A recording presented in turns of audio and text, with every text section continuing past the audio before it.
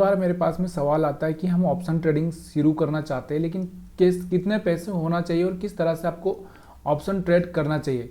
तो option trading एक बहुत कम पैसे, यानी कि अगर हम चाहें तो 10,000 से भी शुरुआत कर सकते हैं।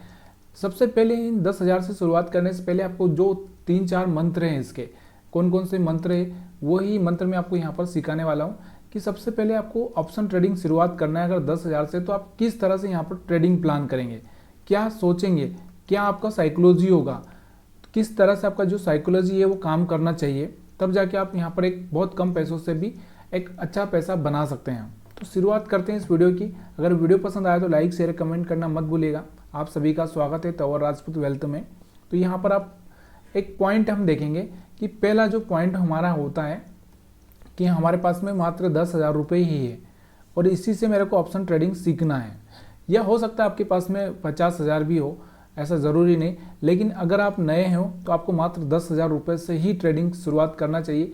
इसी से आपको पता चलना चाहिए कि हम कितने पानी में हैं।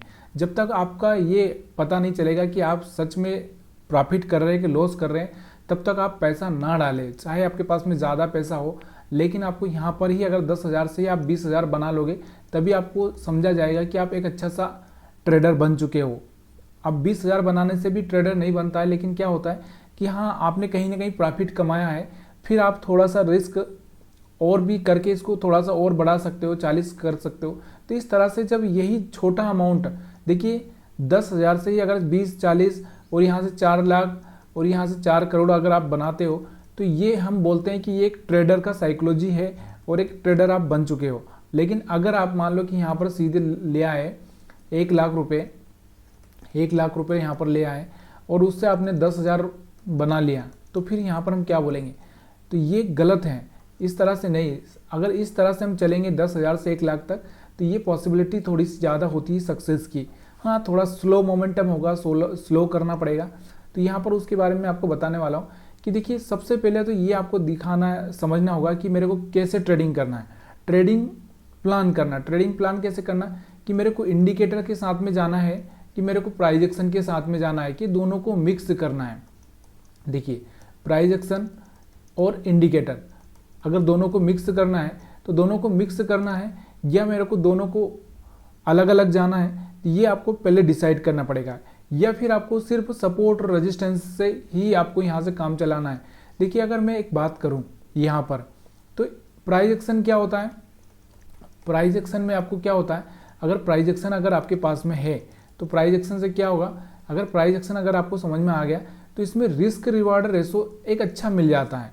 क्या हो गया, 1:2 आसानी से आपको मिल सकता है। लेकिन अगर आप किसी इंडिकेटर से ट्रेडिंग करोगे, देखिए इंडिकेटर से ट्रेडिंग करोगे तो वो इंडिकेटर क्या होगा कि आपको ना जहाँ बॉटम पे पकड़ना होता है, बॉटम पे अगर मान लो कि आपको यहाँ पर बॉटम है, बॉटम यहाँ पर अगर है, तो इस बॉटम पे जैसे यहाँ पर है, तो ये सिर्फ प्राइस एक्शन से पकड़ सकते हैं। इंडिकेटर आपको यहाँ पर बताएगा, यहाँ पर जाके कोई इंडिकेटर आपको बताएगा कि यहाँ से बाई करो। जब यहाँ से आप बाई करोगे तो यहाँ से आपका रिस्क रिवार्ड इतना कोई खास नहीं हो पाएगा। अगर यहाँ पर आपको प्राइस एक्शन ने बता दिया और यहाँ से अगर आपने बाइंग कर दिया, तो यहाँ से 1:4 1:5 भी यहाँ से आप ले सकते हो। तो ये जो रिस्क रिवार्ड, देखो ट्रेडिंग में सक्सेस होने के लिए सबसे पहली चीज़ होती है रिस्क रिवार्ड रेशो और money management. Risk reward ratio और मनी मैनेजमेंट तो हमने यहाँ पर 10,000 रखा है, मैंने बताया आपको 10,000 रखा है आपने। अब 10,000 को किस तरह से आपको प्लान करना है? देखिए, प्लान कैसे करना है कि मान लो कि आपको एक में 500 का लॉस लेना है, 500 का लॉस लेना है। मान लो 500 का हमको क्या करना है, 500 का लॉस लेना है। मान लो मेरे 10 ट्रेड यहाँ पर मेरे हो सकते हैं कि 10 ट्रेड मेरे यहाँ पर लॉस में चले गए। तो यहाँ से मान लो 10 ट्रेड अगर आपके लॉस में चले गए, तो 500 का लॉस के हिसाब से आपके कितने पैसे गए? यहाँ पे 5,000 जा चुका है। ठीक है, यहाँ पर अगर हम बताएं तो 5,000 आपका यहाँ से जा चुका है। अब आपके पास में बचा कैपिटल 5,000 है। तो 5,000 में अगर आप मान लो फिर से अगर आपका हो सकता है कि इसके 10 ट्रेड लॉस में चले गए, उसके बाद में फिर से आपने ट्रेडिंग किया। देखो, अब 5,000 में भी आपको ऐसा नहीं है कि मिलेगा नहीं। और वहाँ पर अगर मान लो कि यहाँ पर 10 ट्रेड में आपका 8 ट्रेड यहाँ पर क्या हो चुके हैं, 8 ट्रेड में आपको रिस्क रिवार्ड रेशो किसी में 4, किसी में 2, किसी में 3, किसी में 6 ऐसे करके मिला है। लेकिन हम लोग यहाँ पर एवरेज अगर समझे कि 2 ही मिला, मतलब 8 ट्रेड में आपने कितना कितना पैसा बनाया, 1,000 बनाया, तो 8 ट्रेड से आपने कितना कमाया, 8,000 रुपये कमाए, ठीक है। और यहाँ से आपने 5,000 रुपये यहाँ 10 ट्रेड में खो दिए, मतलब टोटल आपने 18 ट्रेड करें। उसमें से अगर हम बात करें तो यहाँ पर आपके पूरे टोटल ट्रेड हुए कितने, 18 ट्रेड में से अगर मान लो कि ब्रोकरेज हर एक का 50 रुपये अगर मानते हैं हम लोग, तो 50 इंटू 18 अगर हम करेंगे तो यहाँ से आप कितना लग रहा होगा, 900 रुपये आपका ब्रोकरेज चला गया। उसके बाद में यहाँ से आपने एक में 8,000 कमाया और एक में 5,000 गंवाए, तो मतलब कहने का मतलब क्या है, 8,000 में से 5,000 भी माइनस करें हम लोग तो 5 और ये 900 भी माइनस करें तो इसको 1,000 ही समझ लेते हैं। तो सीधे आपके पास में जो कैपिटल बचा है वो 2,000 रुपये बचा है।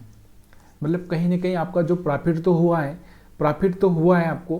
तो ये 2,000 मतलब आपने क्या किया, 18 ट्रेड में अपनी जो कैपिटल है, 18 ट्रेड में अपनी जो कैपिटल है कितनी परसेंट बढ़ा ली।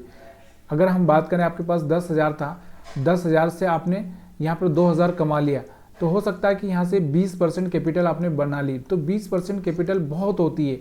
अगर एक महीने में 20% अगर कैपिटल अगर बढ़ा लेते हो तो ये कोई कम नहीं है कैपिटल। 20% मतलब आप समझो साल में कितना होगा। साल में अगर हम बात करें तो 12 महीने इंटू अगर हम 20 करें तो यहाँ पर आपको दिख रहा होगा 240% कैपिटल आपने यहाँ पर बढ़ा लोगे आप, मतलब अपनी कैपिटल को डबल से भी ज़्यादा कहीं बना सकते हो। अब उसके बाद में जो प्रॉफिट हुआ आपका, तो आपका जो कैपिटल हो गया वो 12,000 हो चुका है। उसके बाद में फिर आपको वही काम करना है। अब ये तो सब होता रहेगा। देखो रिस्क रिवार्ड का एक चीज़ समझो कि देखो मान लो आपको लॉस होता है 1 रुपये का, 5 बार आपको लॉस हो चुका है, मान लो 5 रुपये का लॉस हो चुका है, ठीक है। और यहाँ पर अगर 5 बार आपको 2-2 रुपये का प्रॉफिट हो चुका है, तो 5 बार 2-2 रुपये का प्रॉफिट हो चुका है। तो यहाँ समझो कि यहाँ से अगर ओवरऑल अगर हम देखें तो इसमें 5 रुपये का आपका क्या है, प्रॉफिट ही हो रहा है। तो ये चीज़ें याद रखो कि पहले अगर 5 ट्रेड हमारे लॉस में भी चले गए तो हमारा जो साइकोलॉजी मतलब समझ रहे हो ना, हमारा दिमाग पे असर नहीं आना चाहिए। अगर हमारे दिमाग पर असर आने लगा तो हम लोग गलतियाँ करने लगेंगे, क्योंकि लॉस हो चुका है ना, 5 ट्रेड लॉस हो चुका है, मतलब आपका तो दिमाग खराब हो ही जाएगा। किसी का भी खराब हो ही जाता है कि आपने अपनी कैपिटल का 25% तो यहाँ पर लॉस कर ही दिया है, तो फिर क्या ट्रेडिंग करोगे। लेकिन देखो कभी कभी क्या होता है कि हम जब ट्रेडिंग प्लान करते हैं तो ऐसा होता है कि पहला भी लॉस हुआ, दूसरा भी लॉस हुआ, तीसरा भी हुआ, चौथा भी हुआ, लेकिन ओवर ट्रेड नहीं करना है। मेन आता है कि एंट्री पॉइंट। देखो एंट्री पॉइंट सबसे मोस्ट होता है कि एंट्री और एग्जिट ये 2 चीज़ें होती है जो सबसे पॉपुलर होती है, और यही आपको रिस्क रिवार्ड यही आपको सब कुछ देती है। तो ये एंट्री पॉइंट कौन सा होना चाहिए, इस पर भी हमको फोकस करना ज़रूरी होता है। तो मैंने आपको यहाँ पर बताया है कि प्राइस एक्शन कैसे काम करता है। ये आपको प्राइस एक्शन से ज़्यादा रिस्क रिवार्ड मिल सकता है। हाँ, इंडिकेटर से भी आपको मिल सकता है, तो इंडिकेटर से भी आप चाहें तो कर सकते हैं, लेकिन प्राइस एक्शन सबसे मोस्ट है, वो सीखना बहुत ज़रूरी होता है। अब हम बात करते हैं कि हम लोग कहाँ पर और किस तरह से अपनी एंट्री को प्लान करें। देखो यहाँ पर अगर आपको ये ऑप्शन का ही चार्ट लगा के रखा है मैंने, यहाँ से मैं RSI हटा देता हूँ ताकि आपको थोड़ा सा कन्फ्यूज़न ना हो, क्योंकि RSI से हम लोग यहाँ कोई इंडिकेटर से बात नहीं कर रहे, हम सिर्फ यहाँ पर सीख रहे हैं। तो यहाँ से आपको दिख रहा होगा प्राइस एक्शन के हिसाब से। तो प्राइस एक्शन कैसे होगा और किस तरह से हमको प्राइस एक्शन पर ट्रेड प्लान करना है, यहाँ पर आप देख सकते हो मैंने यहाँ पर 21,800 का पुट पी लगा के रखा है। अब देखो यहाँ पर ये जो हैमर कैंडल बना है, अगर इस हैमर कैंडल को अगर आप देखोगे तो देखो ये तो आपको प्लान करना पड़ेगा कि मेरे को किस कैंडल पर ट्रेड लेना है, क्योंकि यहाँ से अगर आप ट्रेड प्लान करोगे, यहाँ से देखो कि ये वाला हैमर कैंडल है, अगर मैं इस हैमर कैंडल पर ट्रेड लेता हूँ तो यहाँ से मेरा कितना होगा कि यहाँ से अगर मैं देखूँ यहाँ पर, तो यहाँ पर इसका लो है 182 के आसपास समझो, चलो 182 के आसपास हम लोग क्या समझेंगे, इसका लो समझ लेते हैं। ये कितना है 182, ठीक है। और इसका हाई अगर हम बात करें तो यहाँ से जो हाई है इसका क्या है, तो ये हाई है इसका 193 के आसपास। तो यहाँ से 193 के ऊपर, तो यहाँ से अगर आप प्लान करते हो कि यहाँ 193 है, ठीक है। तो यहाँ से अगर हम SL की बात करें तो कितना हो रहा है, यहाँ से हमारा SL 11 रुपये का हो रहा है। ₹11 का यहाँ पर अपना एसएल हो रहा है। तो मतलब हम क्या कर सकते हैं, मेरे को यहाँ से अगर ट्रेड प्लान करना है तो मेरे को यहाँ पर कहीं पे ₹10 का मेरा एसएल होना चाहिए, मेरे को यही प्लान करना है। तो मैं यहीं पर कहीं पे ₹10 के आसपास यहाँ पर एसएल रखूँगा और यहाँ पर मैं इसको इंटर करूँगा। यहाँ से अगर मैं इंटर करता हूँ तो देखो यहाँ से अगर मैं इंटर करने के बाद में अगर मेरे को यहाँ पर रिस्क रिवार्ड क्या चाहिए, डबल चाहिए। तो यहाँ पर मेरे को डबल मिल चुका है, यहाँ पर मेरे को डबल हो चुका है। अगर मैं यहाँ पर इसका हाई देखूँ तो मेरा जो एंट्री होगा 193 के आसपास होगा, या 194 के आसपास भी हो सकता है, 195 के आसपास भी हो सकता है। तो यहाँ से ये यहाँ से हो चुका है। उसके बाद और भी अगर मैं रुकूँ तो यहाँ से मेरा एंट्री का जो टारगेट है, देखो हैमर कैंडल बना है, मेरे को ये टारगेट के लिए बैठना ही पड़ेगा, चाहे आप किसी भी तरह से टारगेट लिए बगैर नहीं जाना है। ये सबसे बड़ा रूल है शेयर मार्केट का, जो रूल है सक्सेस का, वो है कि टारगेट के बिना आपको निकलना नहीं है। हाँ, अगर हो सकता है कि आपको एसएल ट्रेल करना, देखो यहाँ पर आपका एसएल है, अगर मार्केट यहाँ पे पहुँच चुका है तो आपको यहाँ से एसएल ट्रेल करना है, यहाँ पर पहुँच चुका है तो आपको यहाँ पर लाना है, ये थोड़ा सा बढ़ाना है। लेकिन इसका मतलब नहीं है कि आप बिना टारगेट के निकल जाओ। दो ही चीज़ें होती हैं यहाँ पर, या तो एसएल ले लो या टारगेट ले लो। ये माइंड से ही आपको शेयर मार्केट में आना पड़ेगा। अगर आप सोच रहे हो ना यहाँ पर चिंदी चोरी करने का, या फिर एक गरीब आदमी का बिहेवियर करने का कि छोटा सा ₹10 मिल रहा है, 10 ले लो, 20 ले लो, 20 ले लो, तो ये आप शेयर मार्केट आपके बस की बात नहीं है। प्लीज़ यार इसको छोड़ दीजिए। यहाँ पर दो ही चीज़ें आपको याद रखना है, टारगेट और यहाँ पर एसएल, दो ही चीज़ें आपको याद रखनी है। टारगेट अगर आपको पता है कि मेरे को टारगेट क्या, देखो यहाँ से अगर एंट्री लेना है ना तो पहले ही डिसाइड कर लो कि मेरा टारगेट क्या होगा, उसके बाद में ही एंट्री लो। लेना ही नहीं है। अगर आपको लगता है कि मेरे को टारगेट यहाँ पर नहीं मिलेगा तो वहाँ पर एंट्री नहीं लेना है। अगर टारगेट नहीं मिलेगा तो एंट्री आपको लेना ही नहीं है। तो यहाँ से आपको डिसाइड हो चुका है कि मेरा टारगेट होगा तो यहाँ से डबल होगा। हाँ, एसएल ट्रेल कर सकते हो कि हाँ यहाँ पर ले आए, यहाँ पर ले आए, यहाँ पर ले आए, ताकि आपका अगर मार्केट अपोजिट डायरेक्शन में भी चला जाए तो आपका एसएल मतलब जो आपका लॉस है वो लॉस ना हो। तो यहाँ से अगर आप देखोगे तो यहाँ से टारगेट हमारा ये होना चाहिए 250 का। तो 250 का टारगेट यहाँ पर अगर देखोगे तो यहाँ से 1:5 का रिस्क रिवार्ड आपको यहाँ पर मिल चुका है। 1:5 का रिस्क रिवार्ड आपको यहाँ पर मिल चुका है। तो यही होता है प्राइस एक्शन। अगर आप इसको ही मैं यहाँ पर अगर किसी इंडिकेटर से लगा देता हूँ, मान लो कि यहाँ पर मैं एक मूविंग एवरेज लगा देता हूँ, तो मूविंग एवरेज से अगर आप ट्रेडिंग करना चाहो तो मूविंग एवरेज से यहाँ पर मैं देखोगे यहाँ पर कोई इंडिकेटर लगा लेते हैं हम लोग। तो यहाँ से मूविंग एवरेज 20 का जो पॉपुलर इंडिकेटर है उसी को हम लगा लेते हैं। अब ये हाँ देखो, इसने भी कहाँ पे एंट्री दिया है आपको, इसने जो एंट्री दिया है इसने भी यहाँ पर ही एंट्री दिया है आपको। तो यहाँ से आराम से आप कर सकते हो यहाँ से, और इसका टारगेट आप रख सकते हो। अगर हम दूसरा कोई इंडिकेटर लगाएं तो दूसरा इंडिकेटर अगर मैं यहाँ पर लगा दूँ, मान लो कि और कुछ लगा दूँ, यहाँ से अगर आप देखें कि मूविंग एवरेज के अलावा बहुत सारे ऐसे पॉपुलर इंडिकेटर हैं। तो यहाँ पर हम बात करें ऑसम ऑसिलेटर की, तो इसको देखो, इसको देखें अगर हम, तो जब इसमें एक पॉजिटिव मोमेंटम आया तो यहाँ से पॉजिटिव मोमेंटम आया, तो यहाँ से मतलब यहाँ से, तो यहाँ से आप जाके एंट्री ले सकते हो। तो यहाँ से इसमें एंट्री ली जा सकती है। तो ये चीज़ें यहाँ से आपको लग रहा होगा।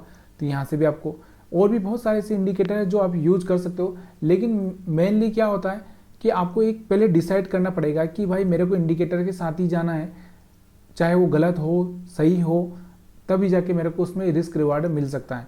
अब हम बात करते हैं और भी, यहाँ पर और भी देखते हैं कि देखो यहाँ पर आपको दिख रहा होगा, यहाँ पर आपको दिख रहा होगा, यहाँ पर भी आपको दिख रहा होगा एक ये हैमर जैसा कैंडल है। तो यहाँ से भी आप ट्रेड प्लान कर सकते हो।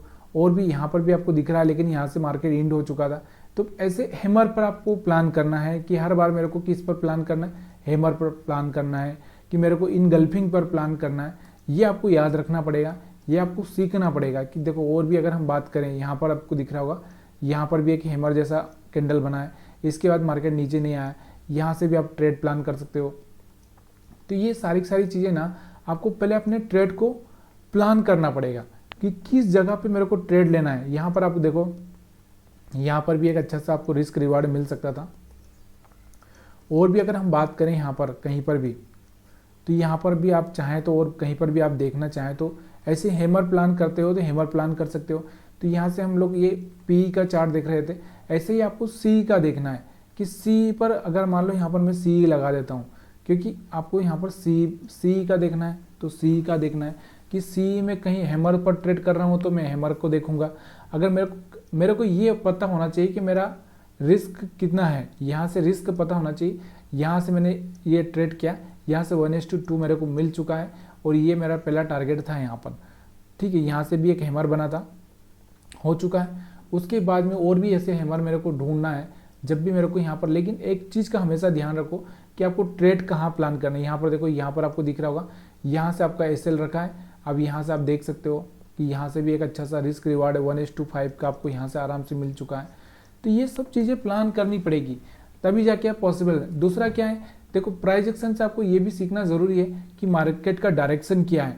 डायरेक्शन जब तक आपको पता नहीं है तब तक आप वहाँ पर थोड़ा सा गलत ट्रेड में भी जा सकते हो, तो डायरेक्शन पता होना ज़रूरी है। अब इन सब के बीच में आपको ये भी याद रखना है कि मेरे को लॉस कितना लेना है वो तो आपको पता चल गया, टारगेट कितना लेना है उसको भी पता चल गया, यहाँ से आपको एंट्री कहाँ करना है ये भी आपको पता चल गया, क्योंकि एंट्री आपको परफेक्ट करनी ही पड़ेगी। आपको ये डिसाइड करना पड़ेगा कि मेरे को एंट्री कहाँ लेना है।